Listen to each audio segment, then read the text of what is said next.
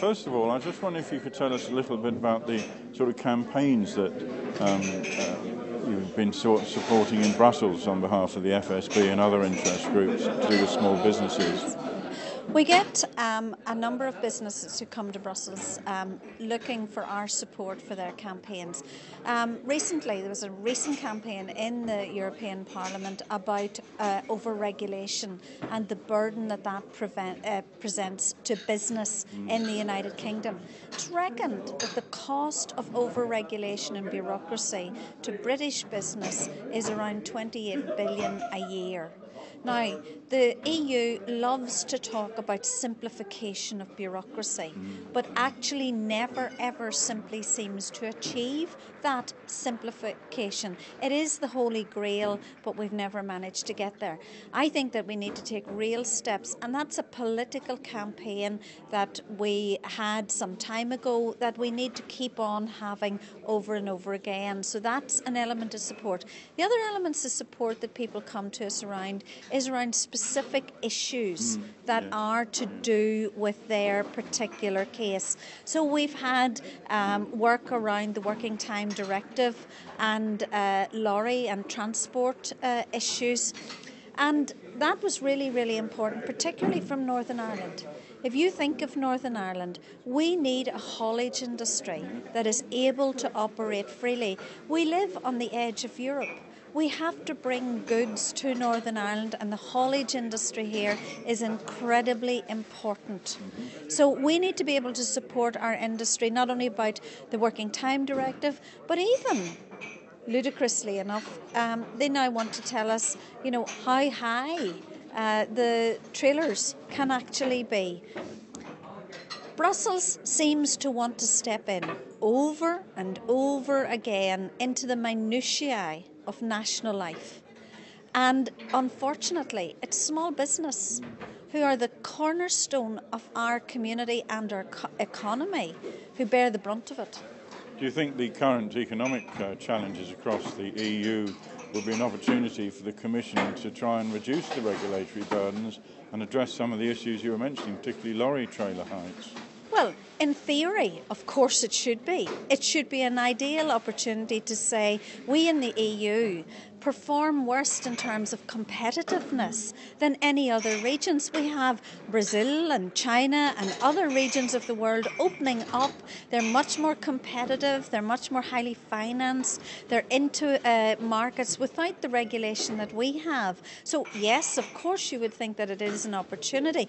Do I think that the EU has the leadership and the mettle to grasp the opportunity? Sadly, no. How do you think the political will can be induced into the Council of Ministers in particular to make some changes on those particular things? Well, I think that there are two routes that are really important now that we must use. The Council of Ministers is important, but the European Parliament is also important. Remember, under the Lisbon Treaty, the European Parliament is given power over legislation. And it is hugely important that we also not only work at the Council of Ministers level, but we work at the European Parliament level to try to actually get that political backbone that says we have to try to reduce the burden that our small businesses actually have. We talk about support for small business. We actually say we should even make further finance available for small business. And then we make the co-financing and the audit requirements so severe that small businesses can't aspire to it. I mean, how do you think the political will of the European Parliament can be changed? I mean, a lot of the MEPs, in fact all the MEPs, are going to be concerned about employment prospects across the EU area and so on, yet they seem to be putting through regulations that could be seen to be working against those admirable objectives. Of course, and the recent debate in Parliament under the maternity leave is a classic example. And I don't think that those kind of debates actually help women. I think in some ways they lead to greater discrimination against women. And Parliament seems to have a will of its own. I often say in the European Parliament that this place is like a parallel universe. British business asks for less red tape. We give them more. And until we actually have a cornerstone of reality of how tough it is to operate in the business environment that we have today, then I don't think that we'll get that reality. Just moving on to sort of a larger picture which affects everybody is the question of the eurozone. How do you see that one playing out? What action do you think member states who are not in the eurozone can take to try and address that issue? Well, of course, the eurozone crisis has caused huge problems, not only for those 17 within the eurozone, but also for the United Kingdom who operate outside of the eurozone. And it is very, very difficult as we try to press ahead. For the first time in Parliament last month, we actually had a debate on the economic measures that were required to be taken. And we had the President of the Commission, President Barroso, there. We had the President of the Council, President Van Rompuy, there. Of course, in the European Parliament and in the European institutions, we have more presidents than anywhere else that there actually would be. So we had the President Van Rompuy there, we had President Barroso, but for the first time we had the President or the leader of the Eurogroup, and that is the 17 countries that actually make up the eurozone. And we have, I think, developing very much a two-speed situation developing in Europe, where we have the Eurogroup countries actually saying, well, this has nothing to do with you, so you can't tell us what we should be doing. And Mr. Cameron, really, you should stop lecturing us.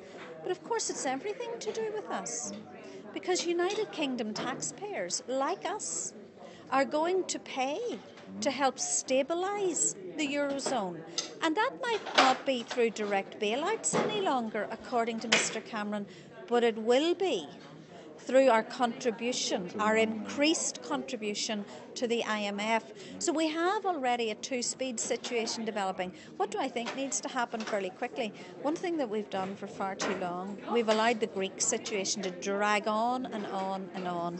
I think Greece should have been allowed to leave.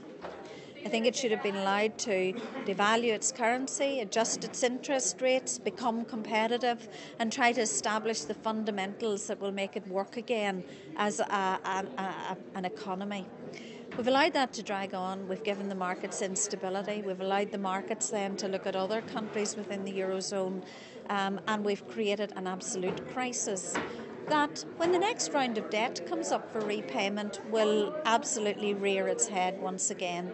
We're in very choppy waters.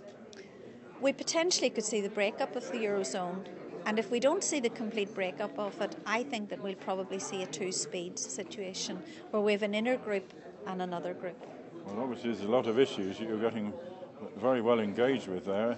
Diane Dodds, thank you very much indeed. Thank you. Thank you.